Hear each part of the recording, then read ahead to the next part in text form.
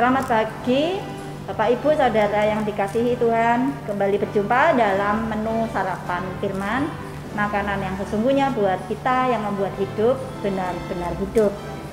Tema yang diberikan pada hari ini adalah tentang kemerdekaan. Jadi saya mau ucapkan selamat hari ulang tahun negara Indonesia ke-76. Tuhan Yesus berkati, semakin bertumbuh, semakin dewasa, semakin cerdas, semakin makmur dan damai sejahtera. Untuk menyambut ini tema kemerdekaan, kita baca dalam Galati 5 ayat 1. Supaya kita sungguh-sungguh merdeka, Kristus telah memerdekakan kita. Karena itu berdirilah teguh dan jangan mau lagi dikenakan kuk perhambaan. Supaya kita sungguh-sungguh merdeka. Saya kepingin meneriakkan dulu merdeka. Merdeka, merdeka. Salam RI, NKRI. Ya, supaya kita sungguh-sungguh merdeka. Artinya kalau Yesus menawarkan kemerdekaan itu total, tuntas, merdeka, hanya dengan satu ikatan yang bukan mengekang, tapi satu-satunya ikatan yang memerdekakan adalah ikatan dengan pencipta kita, Bapa dalam surga, di dalam Yesus Kristus. Ikatan selain ini semuanya sebenarnya bersifat memperbudak, baik dengan kenyamanan sendiri, baik dengan cara-cara pandang yang dipengaruhi manusia lama, sesuatu yang kelihatannya kita cari sebagai sumber kenyamanan, tapi kalau itu menghalangi ikatan kita dengan Tuhan, kita sebenarnya sedang diperbudak. Itu sedikit ulasan tentang itu, tapi kita mau sungguh-sungguh merasakan kemerdekaan itu. Saya bertanya-tanya, sebenarnya apakah kita sungguh-sungguh menikmati apa yang Yesus karyakan di salib? Dia datang, dia mati, dia menyerahkan nyawa, dia membayar harga kebebasan kita. Kalau sampai kita tidak pernah merasakan kemerdekaan itu, mungkin kita sering nyanyi, kita sering mendengar khotbah, atau juga sebagian kita memberi renungan, tetapi apakah sungguh-sungguh ada rasa merdeka di dalam? Merdeka dari semua ikatan selain Yesus, merdeka dari ikatan kenyamanan akan keuangan. Saya merasa merdeka, bebas, aman kalau keuangan saya sedang oke, misalnya. Tentu kita ingin keuangan kita oke, maksudnya kita jadi pengelola yang baik dalam hal keuangan, sehingga keuangan kita bisa memberkati diri, keluarga, dan juga orang lain. Itu bagus dan itu tentu tidak salah. Tetapi ada hal-hal yang kalau kebablasan, kita menggantungkan rasa aman kita dari uang itu dan bukan Yesus Kristus atau Bapa yang menjadi sumber segala kehidupan kita. Hal-hal seperti ini yang kita perlu kenali, kita perlu terus periksa, uji dengan Tuhan dan kenali dan minta Dia menyingkapkan kepada kita dan terus memperbaharui kita dan memurnikan kita dalam hal itu.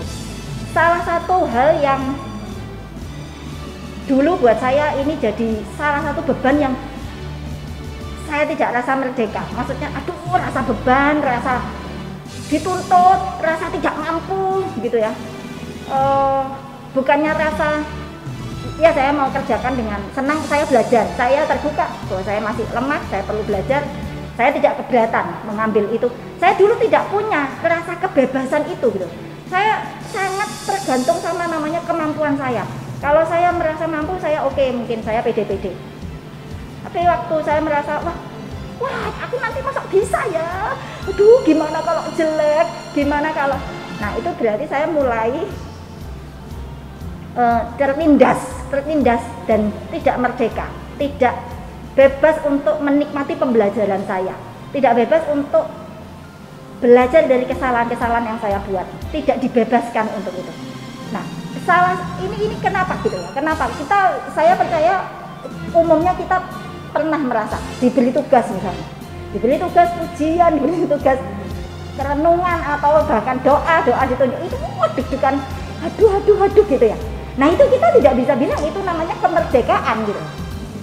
Tentu kita masih punya segala kelemahan, tapi kalau setelah bertahun-tahun itu tidak ada perubahan, itu artinya ada yang salah. Nah, kita mau teliti, kita mau belajar sedikit saja apa itu akarnya di mana, apa sebabnya dan bagaimana jalan keluarnya.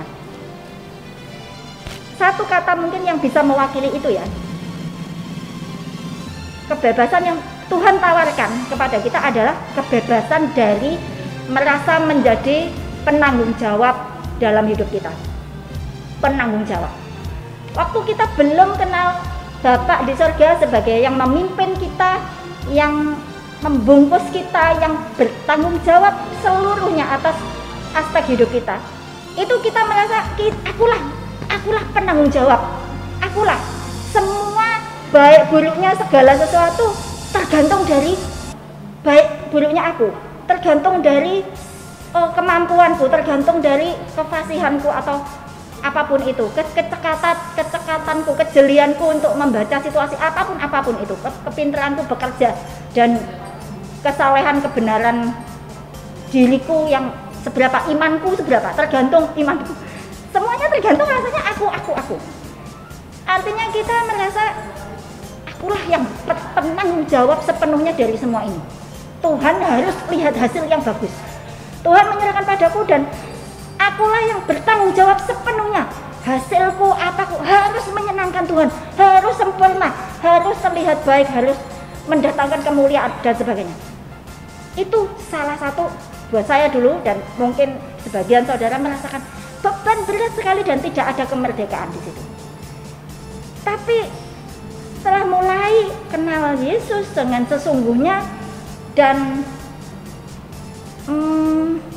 mulai merasakan dimerdekakan dari hal-hal itu, salah satu yang saya dapat dan yang membebaskan kebenaran yang memerdekakan saya itu adalah, oh ternyata bukan saya yang bertanggung jawab menjadi penanggung jawab sepenuhnya atas kegiatan hidup saya, acara-acara, hubungan-hubungan saya, apa itu rencana-rencana saya, dan bagaimana mengembangkan pekerjaan Tuhan ini itu ternyata bukan saya. Itu mendatangkan salah satu yang besar buat saya, kemerdekaan, rasa kebebasan. Oh puji Tuhan, ternyata bukan saya. Saya cuma jalani bagian saya dengan sebaik yang saya bisa. Itu aja yang diminta Tuhan, sebaik yang saya bisa. Itu aja ukurannya. Sebaik yang saya bisa, seberapa yang saya bisa itu diterima. Tidak sempurna. Tapi saya mulai mengerti kalau ada salah-salah saya, itu sudah ada di bawah dia sebagai penanggung jawab seluruhnya.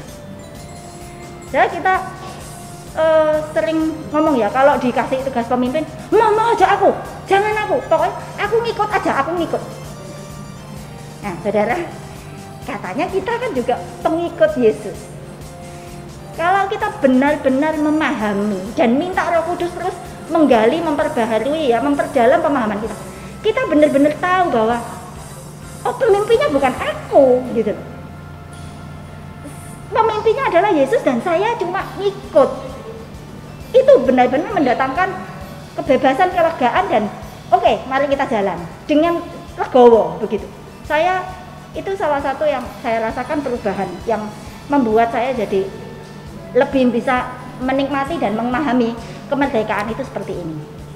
Kita baca dalam Matius 4 ayat 19. Matius 4 ayat 19. Yesus berkata kepada mereka, kepada saya dan saudara, mari ikutlah aku dan kamu akan kujadikan penjala manusia. Maka mereka pun segera meninggalkan jalannya dan mengikuti dia. Saudara, ngikut itu tidak sulit, gitu kan? Kalau Yesus bilang ayo ikut aku, berarti kan penanggung jawabnya Yesus yang memberi arah, yang punya agenda. Hari ini kita belok kiri, belok kanan, itu Yesus. Bukan kita, bukan Tuhan bebankan itu kepada kita, bukan. Tapi Yesuslah. Jadi penanggung jawabnya segala sesuatu dia, Kalau di dalam pekerjaan ini ada anak buahnya itu salah.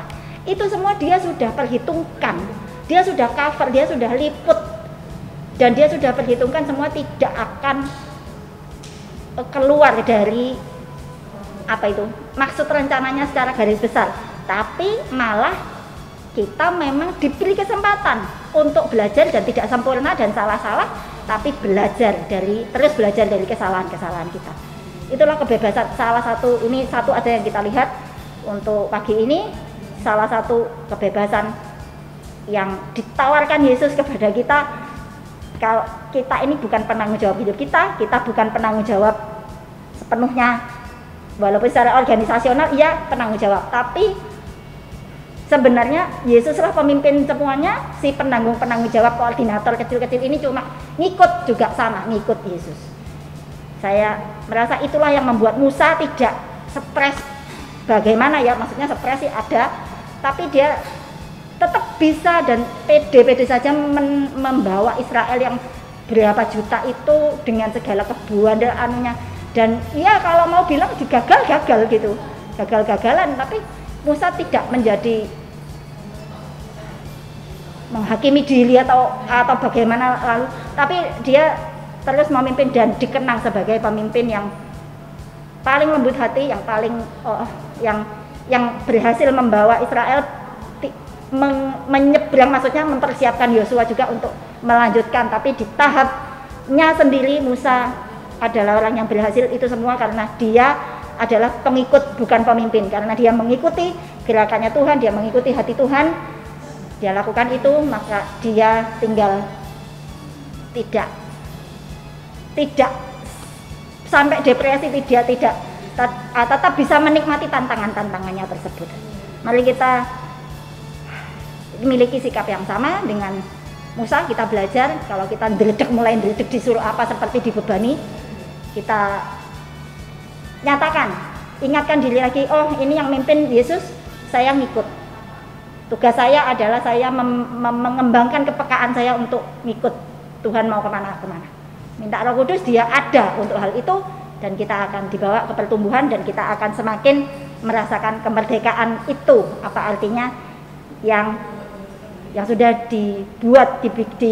dilakukan, diperbuat Yesus di kayu salib. Dia sudah bayar harganya untuk seluruh kebebasan secara tuntas supaya kita bisa menikmatinya. Sekian renungan dan terima kasih. Tuhan Yesus berkati.